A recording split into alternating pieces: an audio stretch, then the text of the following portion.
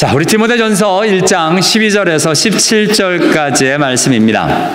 한 목소리로 같이 읽을 텐데요. 시작.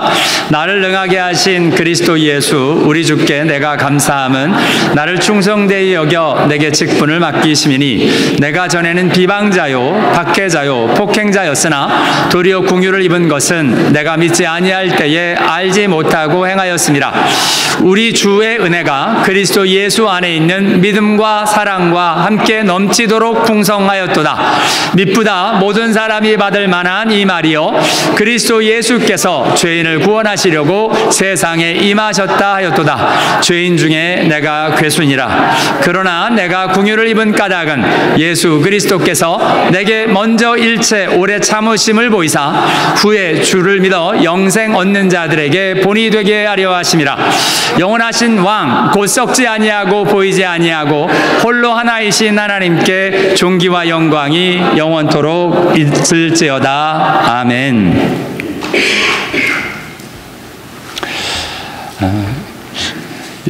저와 여러분은 어떻게 예수를 만나셨습니까? 우리 사랑하는 사람들끼리 기억하는 게 이제 첫 만남들입니다. 요즘은 그 얘기 하더라고요. 오늘부터 1일이야. 뭐 이런 얘기 한대요. 그래서 요즘은 데이트하기 진짜 힘들겠어요. 뭐 100일에도 기념해야 되고 뭐 200일에도 기념해야 되고 죄송합니다. 미쳤어. 애들이 그걸 다 어떻게 저 같은 사람은 진짜 데이트하기 힘들겠다. 결혼을 미리 하길 다행이지. 요즘 같은 세상에 100일, 200일 챙겨야 되면 참 힘들겠다는 생각을 해봅니다. 그런데 저도 제 아내와의 첫 만남을 기억을 합니다. 너무 소중했기 때문에 그렇습니다. 그렇죠. 예수와의 첫 만남 또한 기억을 합니다. 저희들이 모태신앙 여기 꽤 계실 거예요. 요즘 모태신앙들이 많더라고요. 모태신앙들에게도 예수를 만난 예수를 통하여 변화된 일들은 분명합니다. 뭐 분명하게 어느 날을 꼬집어 얘기할 수는 없지만 예수 만나기 전의 일들이 있고요. 예수 만난 일들이 있고요. 그리고 예수 만난 뒤에 내게 어떤 일이 일어났는지는 이 세 가지는 분명히 나타나게 되어 있습니다. 예수 만난 사람들에게 피할 수 없는 사실입니다. 그래서 제가 혼자 살았을 때와 제 아내를 만나 데이트할 때와 결혼 뒤에 내가 어떤 삶을 살고 있는지에 대해서 이렇게 분명히 나눠지고 있기 때문에 예수님과도 마찬가지입니다. 예수 만나기 전에 어땠고 예수를 내가 어떻게 만났고 그 전에 어떤 갈등과 어떤 모습과 예수를 만나고 그리고 예수 만난 뒤에 나에게 어떤 변화가 있어 지금 나에게 이런 일들이 있는지, 이런 간증의 일들이 성경에 구체적으로 기록된 사람이 있으니 그 사람이 사도 바울입니다. 베드로도 맞춰 나갈 수는 있어요, 우리가 이야기를.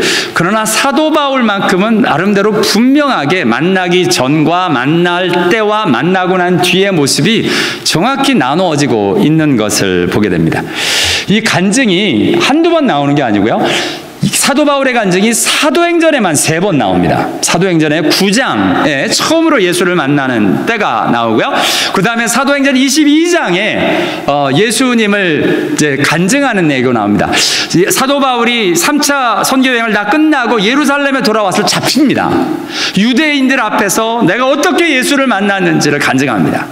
그리고 나서 예루살렘에서 나중에 가이사랴 빌립보로 후송되어져요. 그래서 가이사랴에 올라가서 베스도 총독과 또 아그리빠 왕 앞에 또 간증합니다. 그게 26장에 나오는 내용입니다.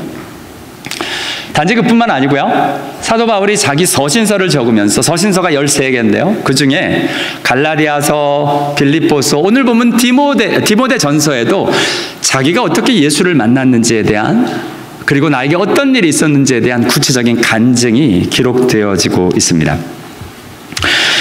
무엇보다 이 간증들을 잘 보면 내가 어떤 사람이었는지, 내가 전에 예수 믿기 전엔 어떤 사람이었는지를 아주 구체적으로 이야기하고 있는데요. 사도행전에 봐도 위협과 살기가 등등하여, 그러니까 자기가 나름대로 하나님을 섬기는 게 이런 건 줄 알았습니다.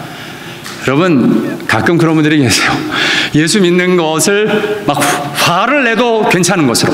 왜냐하면 그게 하나님을 믿는 걸로 생각을 하니까. 나는 그게 정의라고 생각합니다. 사람을 잡아 죽여도 정의라고 생각하며 하나님 믿는 거라고. 교회 안에 문제를 막 일으키며 시끄럽게 하는 것도 내가 정의를 위해서 하는 거라고, 하나님을 위해서 하는 거라고, 바르게 하기 위해서 하는 거라고 이야기를 합니다.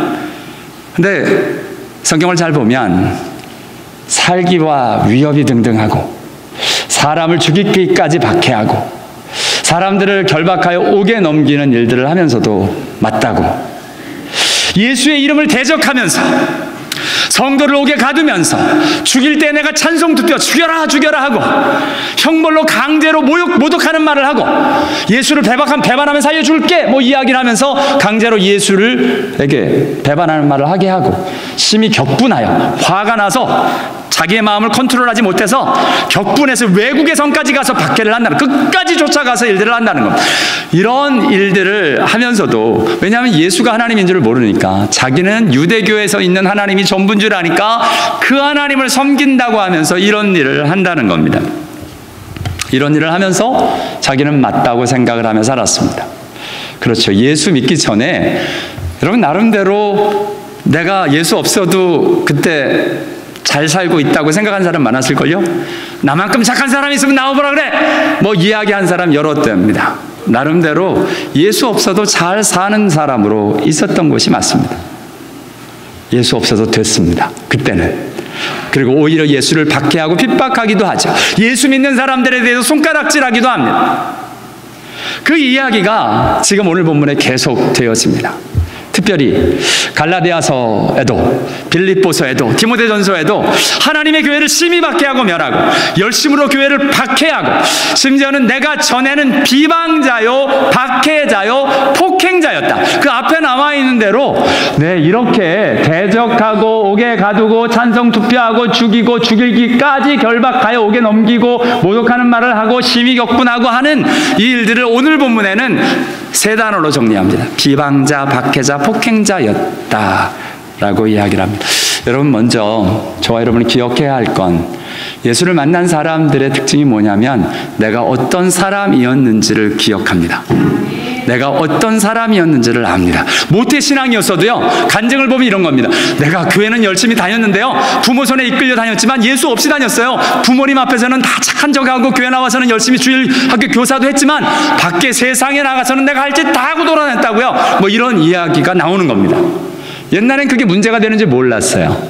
그런데 예수를 알고 보니까 그게 얼마나 부끄러운 일인지, 얼마나 가짜로 외식된 삶을 살았는지 알게 되는 것들입니다. 저와 여러분, 사도 바울이 간증하는 내용이 오면 나는 과거에 이랬던 사람이다 라고 이야기를 하면서 오늘 본문은 아주 독특합니다. 그러면서 고백이 유명한 말을 합니다. 난 죄인 중에 내가 괴수다. I am the worst sinner 라고 고백을 합니다. 무슨 말이냐? 여러분, I was 였습니다. 예수를 만나기 전에 내가 그런 악한 사람이었는데, 사도 바울이 지금도 사실은 I am the worst sinner, 지금도 나는 얼마나 큰 죄인인지 몰라, 지금 이 이야기를 하는 겁니다. 이 고백이 갈라디아서는 초기 서신입니다. 사도 바울이 막 사역을 시작할 때 기록했던 서신이에요. 그 초기 서신에서부터 디모데 전후서, 디도서는 사도 바울이 순교하기 바로 전에 기록된 서신입니다. 자기가 당신이 죽을 때까지 사도 바울은 자기가 죄인인 줄 알았습니다. 그리고 그 순간에도, 죽어가는 그 순간에도 자기는 얼마나 큰 죄인이라는 걸 아는 사람이었습니다.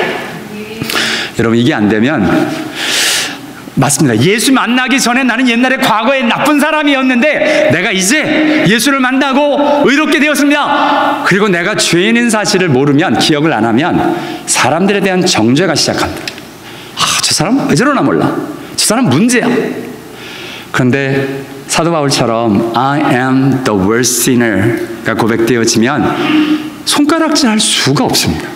내가 worst인데 저 사람보다 내가 더 못된 것 같은데, 속 들여다보면 나도 하나도 다를 바가 없는데 그 사람 앞에서 더 이상 손가락질도 할 수 없는 것을 보게 됩니다.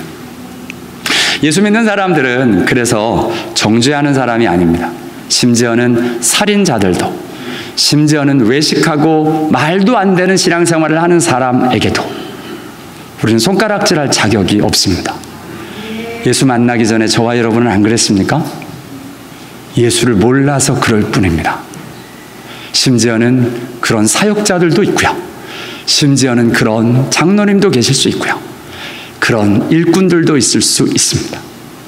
진짜 만난 사람은 어떻게 되느냐? 그 일들에 대해서 함부로 말을 못합니다. 소갈이 할 수밖에 없습니다. 끙끙 앓습니다. 잘못된 걸 분명히 아는데 말을 하려고 보면 내 모습이 내가 죄인인데 무슨 말을 해요? 되게 손가락질하고 다른 사람을 정죄할 수 있는 이유는 나는 괜찮다라고 생각하기 때문에 그것이 가능합니다. 예수 믿는 사람들은 누구냐? 내가 죄인이어서 할 말이 없는 사람들입니다.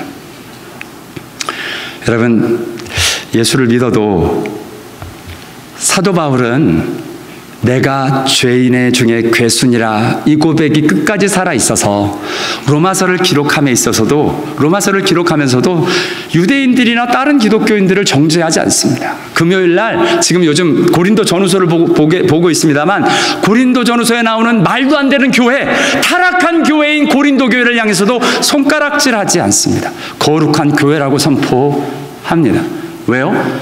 자신이 이 모양이기 때문에 그렇습니다. 그러면서 자신을 향해서 이렇게 고백을 합니다. 같이 읽습니다. 시작. 오호라, 나는 공고한 사람이로다. 이 사망의 몸에서 누가 나를 건져내랴. I am wretched man. 정말 wretched man. 나는 지금도 형편없는 사람이다. 여러분, 이게 안 되면 예수를 못 만납니다. 왜냐하면 예수가 더 이상 필요 없거든요.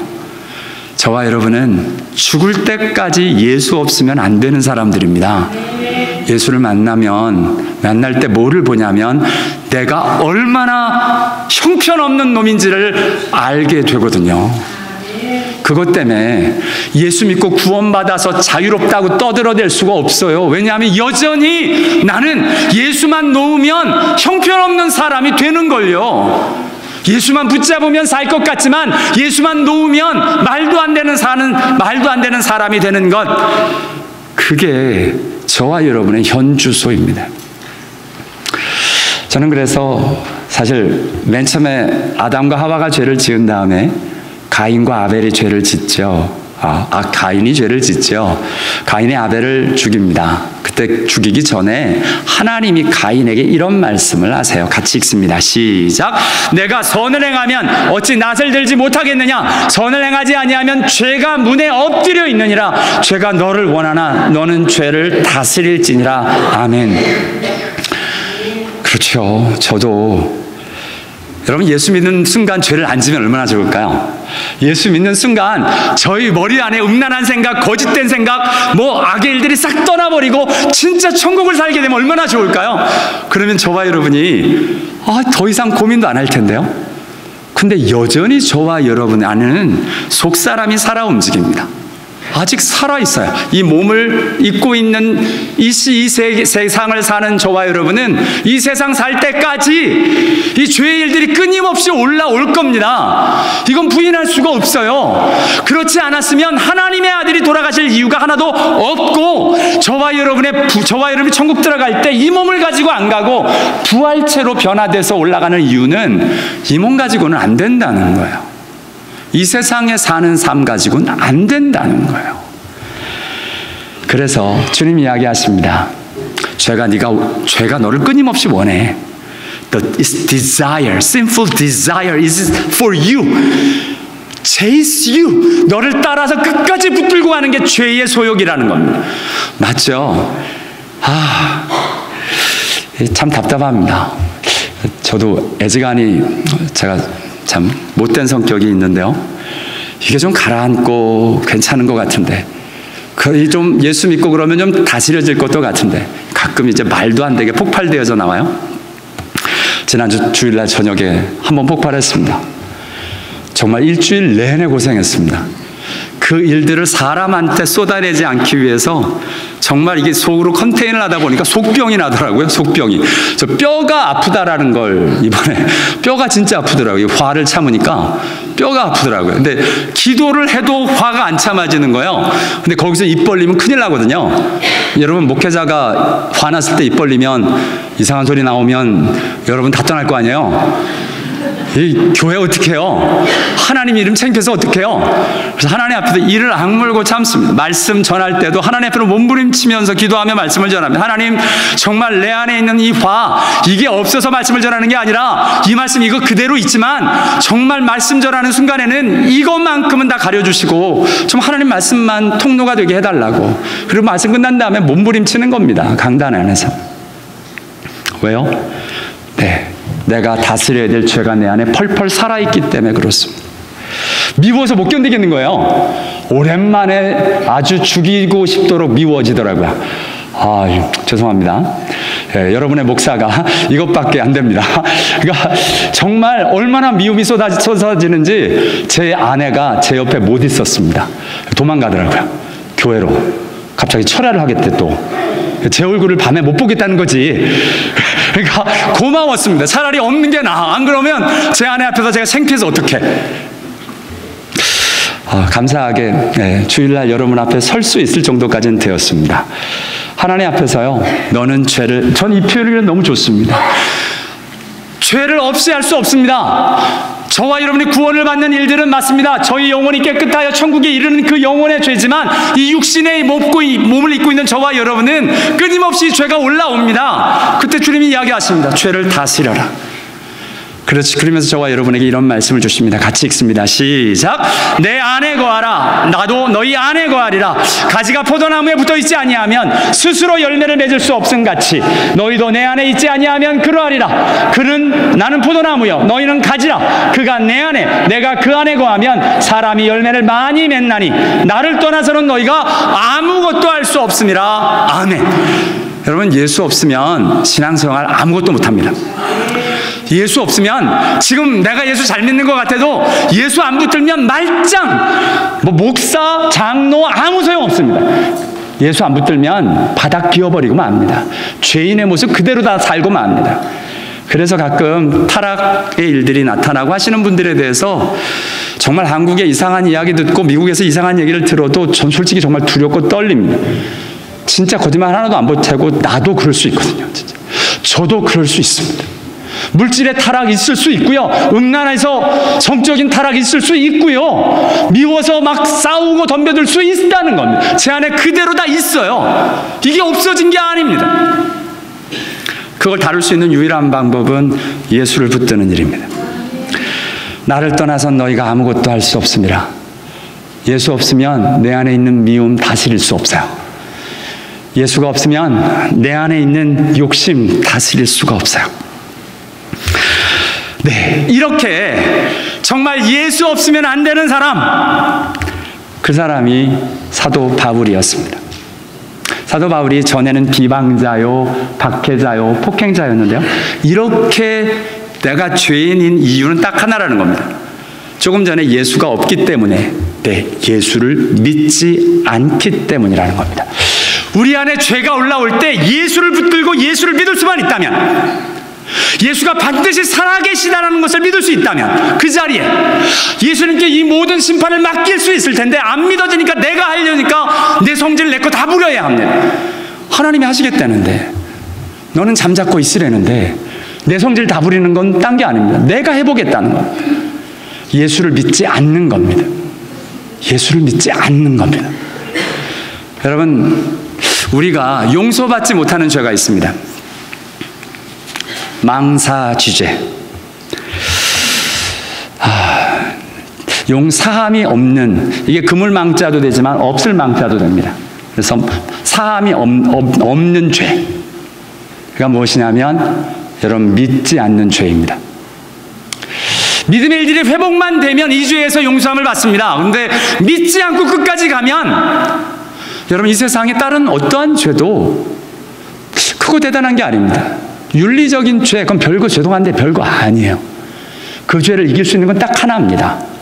믿음으로 그 죄를 이기는 일입니다. 이게 제 말이 아니에요. 예수님의 말씀입니다. 믿는 자는 심판을 받지 아니할 것이요 믿지 아니함으로 벌써 심판을 받은 것이라. 믿지 않기 때문에 심판이 있다는 겁니다. 믿지 아니하면 너희 죄 가운데서 죽으리라. 죄에 대하여 하라함은 그들이 나를 믿지 아니하며. 죄란 뭐냐면 예수를 안 믿는 겁니다. 안 믿기 때문에 음란한 거고요, 안 믿기 때문에 욕심 사나운 거고요, 안 믿기 때문에 미워하는 겁니다. 죽여버리고 싶을 만큼 미운 겁니다. 근데 예수를 믿으면 그 일들을 다스릴 수밖에 없어요. 왜요? 예수가 나를 용서했는데, 나 같은 죄인을 용서했는데, 근데 그 예수가 안 믿어지는 거예요. 그래서 용서가 안 됩니다. 그렇게 끝까지 가면 죄 가운데서 죽겠다 하시는 겁니다. 망사주죄. 사함받을 수 없는 죄는 믿음이 없는 죄입니다. 저와 여러분이 천국에 가지 못하는 일이 있다면 딴 게 아닙니다. 예수를 믿지 않기 때문입니다. 예수를 붙들지 않기 때문입니다. 그 일들에서부터 진짜 이 믿음 없는 것이 죄라는 것이 깨달아질 수 있다는 건 굉장한 은혜입니다.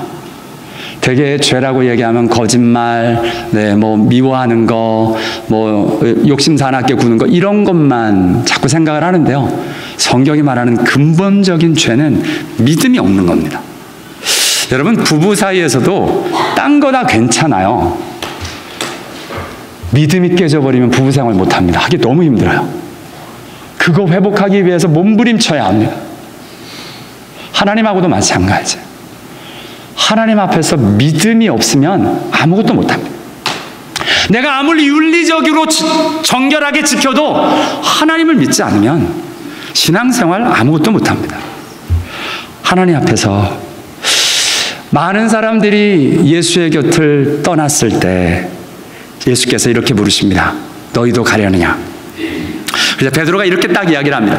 예수님이 요한복음 6장에 제자들이 못 알아들을 말만 했거든요.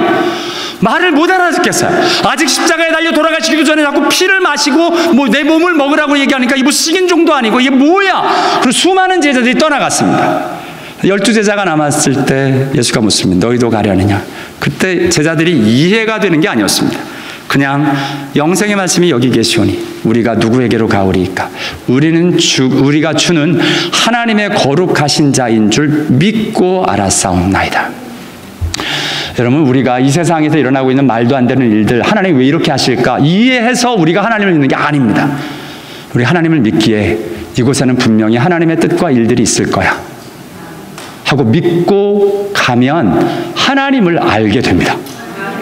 근데 안 믿으면 하나님을 몰라요. 역사하신 하나님이 어떤 분인지 몰라요. 그래서 믿음으로 영적인 진리를 깨달아가는 저와 여러분 다 될 수 있게 되기를 원합니다. 맞습니다. 사도 바울이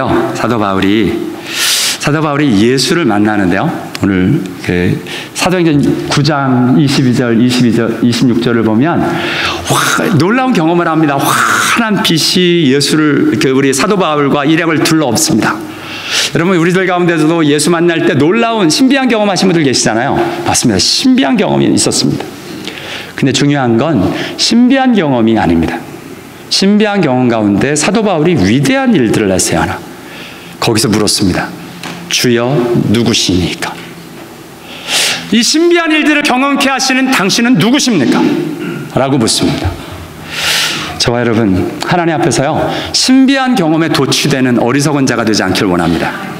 그 자리에서 그 일을 행하신 분이 도대체 누구이신지를 묻고 그 누구이신지를 알고 믿게 되는 은혜가 있게 되기를 원합니다. 근데 그때 예수님의 답이 너무 놀라웠어요. 너무 놀라웠어요. 뭐래요? 나는 내가 박해하는 예수다. 네, 아무도 반응을 안 하는 거 보니까 여러분에게는 아무것도 이렇게 놀랍지가 않아요. 그죠? 왜냐면 나한테는 놀랍지가 않아, 이 고백이. 그러나 바울에게는 너무 놀라운 말씀입니다. 왜요? 자기는 여태까지 하나님이 내가 믿는 하나님이 예수가 아닌 줄 알고 열심히 예수를 핍박했거든요. 박해했거든요. 근데 지금 놀라운 신비한 일들을 경험하면서 다 엎드려졌는데 그 빛 가운데 만난 하나님, 이건 하나님이 아니면 아닌데 안 되는데 그 빛이, 그 하나님이 바로 예수라는 거예요. 그것도 다른 예수가 아니라 네가 박해하는 예수다라고 다가오고 계십니다. 바울에게는 충격적인 사건입니다.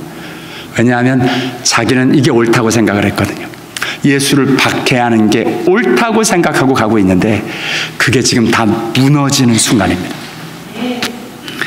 그것이기 때문에 사도 바울에게는 너무 충격적인 답으로 예수의 계시로 다가오는 것을 보게 됩니다. 여러분, 예수를 만난 게 주여 누구시니까 나는 네가 박해하는 예수라. 저와 여러분이 어떤 예수를 만나셨습니까? 여러분, 이 답 자체가 중요한 게 아니고요, 이 답이 담고 있는 의미가 중요합니다. 여러분, 지금 예수님이 당신을 박해하는 그 사도 바울을 찾아와서 지금 만나시고 그 사람을 용서해서 하나님의 일꾼으로 세우겠다는 겁니다. 그게 너무 놀라워서 오늘 본문에 이렇게 고백을 하는 겁니다. 내가 전에는 비방자요, 박해자요, 폭행자였으나 도리어 긍휼을 입은 것은, 예수님이 나는 네가 박해하는 예수다, 이 말은 바울에게 어떤 의미였냐면 하나님의 긍휼이었습니다. 왜냐하면 여러분, 하나님을 박해한 사람이 어떻게 살아요? 하나님을 blasphemer, 하나님을 비방하고 하나님을 욕했던 사람이 어떻게 살아요? 죽어야지. 자기는 알거든요. 하나님을 비방하면 죽는다는 것을, 하나님을 박해하면 당연히 심판을 받는다는 것을. 그런데 내가 박해한 그 예수가 나한테 와서 네가 박해한 예수다 하시면서 예수가 나를 일꾼으로 하나님의 자녀로 삼으시겠다는 겁니다. 긍휼이란 무엇이냐면 벌을 받아야 하는데 벌을 더 이상 받지 않게 되는 것들입니다. 자기가 예수를 그렇게 박해를 했으면 내가 잘못 알았던 이 벌을 받아야 되는데 그 하나님이 나에게 오셔서 긍휼을 베푸셨다는 겁니다. 맞습니다.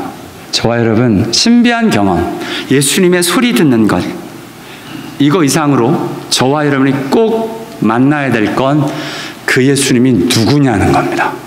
어떠한 일을 나에게 행하셨냐는 겁니다. 그 행하신 예수를 만나는 은혜가 있게 되기를 원합니다.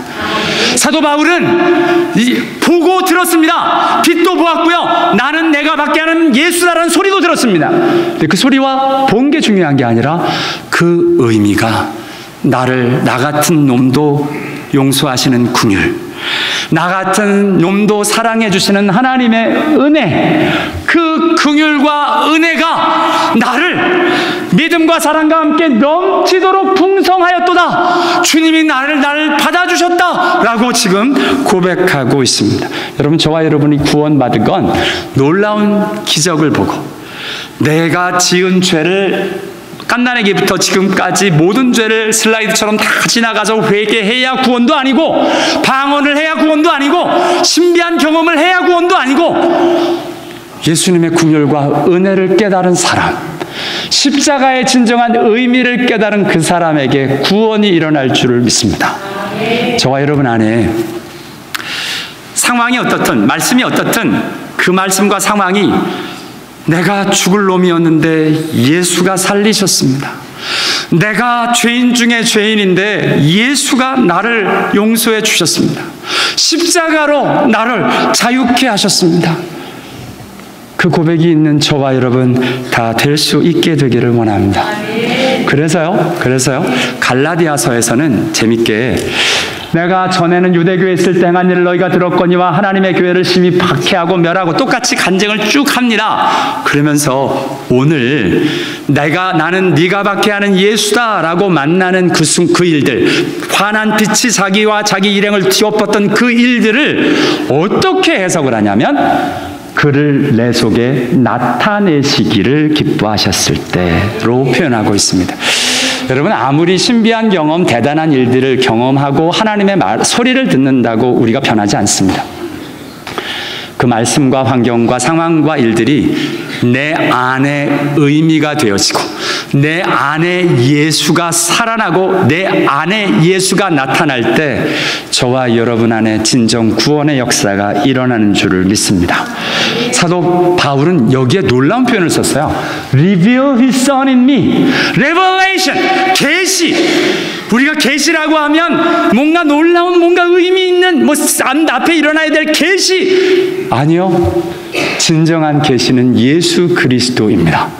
저와 여러분 안에 예수 그리스도만이 계시되어지고 예수 그리스도가 계시되어져 진정 구원받고 사는 은혜가 있게 되기를 원합니다. 그런 사람들이 말을 해도 행동을 해도 그 모습대로 다 말하고 행동한 일들이 나타납니다. 로마서에서는 그래서 이렇게 이야기합니다. 우리가 아직 연약할 때, 우리가 아직 죄인 되었을 때, 우리가 원수 되었을 때 하나님이 사랑을 확정하시고 구원을 받게 하셨는데 주님의 십자가 때문이다. 왜요? 자기가 그랬거든요. 자기가 원수가 되었거든요. 자기가 죄인이었거든요. 자기가 몰랐어요. 자기가 죄를 짓는지 몰랐어요. 그러나 예수를 만났더니 자기가 얼마나 큰 죄인인지, 자기가 얼마나 예수와 원수로 살았는지를 알게 된 거예요. 그런데 그 나를 예수가 만나 주셨다는 거예요. 그것이 긍휼이고 그것이 은혜여서 이 고백이 계속 되어지는 게 서신서의 모습입니다. 저와 여러분, 하나님 앞에서 진짜 구원받은 사람들은 구원받은 사건만을 이야기하는 게 아니고요, 그 의미가 무엇인 줄을 압니다. 나에게 긍휼로 다가오신 분, 나에게 은혜로 다가오신 분, 그 예수를 만나는 은혜가 있게 되기를 원합니다.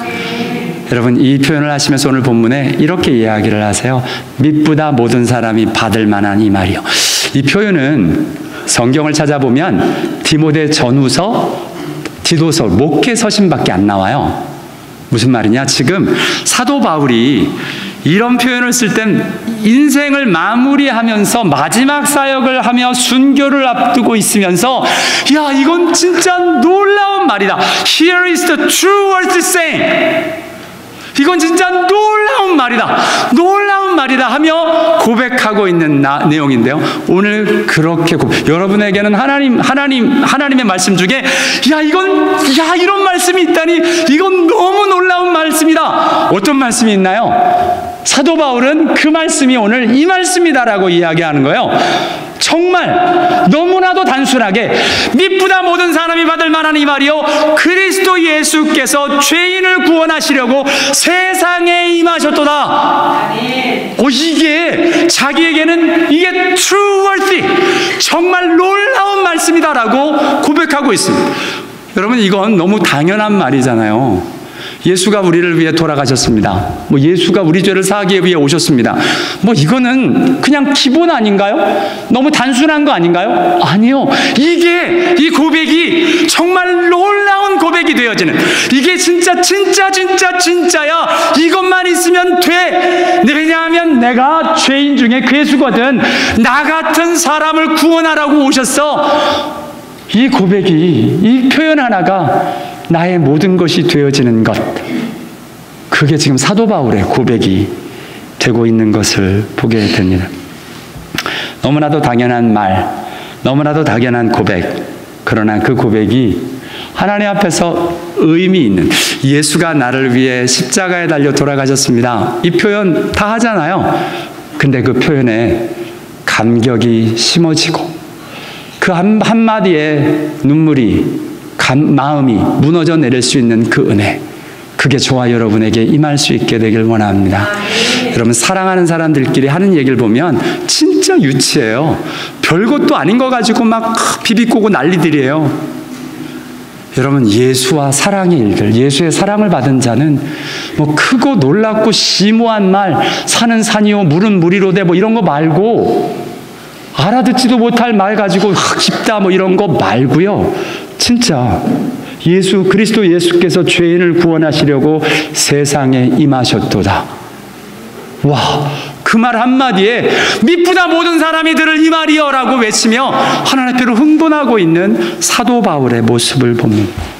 저와 여러분의 소망이 있다면 우리 인생의 맨 끝자락에도 하나님 앞에서 하나님이 부르시는 그 부르심의 그 자리에서도 예수가 나 같은 사람을 위해서 구원의 일들을 이루셨다, 십자가로 나를 위하여 돌아가셨다, 그 한마디가 우리의 가슴을 울리고 우리의 가슴을 두들기고 우리에게 감동이 되어지는 그 고백이 되어지는 은혜가 있게 되기를 원합니다. 말이라고 다 똑같은 말이 아닙니다. 그 말에 진심과 의미가 있는지. 요즘 젊은 사람들이 참 표현을 잘해요. 뭔 얘기를 하면 말에 영혼이 없어, 뭐 이런 표현을 써요. 그렇죠. 말에 영혼이 없어. 뭐 담질 않았다는 겁니다. 우리 남자들이 그러잖아요. 자기 나 사랑해. 그렇게 표현하면 어떡해. 사랑한다니까. 그거 말고. 그렇죠. 그게 아니죠. 왜요? 이렇게 짜증내면 사랑한다니까는 사랑이 아니거든요. 진짜 마음을 담아서 좀 해달라는 겁니다. 그냥 그건 사랑한다는 표현 아니어도 돼요. 심지어는 그냥 눈 한번 보고 알지, 그 말 한마디 해도 된다니까. 그게 진짜이면 그 표현만으로도 다 녹아갈걸. 근데 그게 아닌 것 같으니까 뭐 사랑해, 다이아몬드를 껴줘도 아닌 것 같고, 자꾸 왜 그러냐면 거기에 진심이 안 담겨져 있기 때문에 그렇습니다. 당연한 말이죠. 그리스도 예수께서 죄인을 구원하시려고 세상에 임하셨도다. 근데 사도 바울이 이것 때문에 흥분하고 있습니다. 이 나이 많은 노사도, 죽음을 앞두고 있는 이 노사도가 미쁘다 모든 사람이 받을 이 말이하며 흥분하고 있습니다.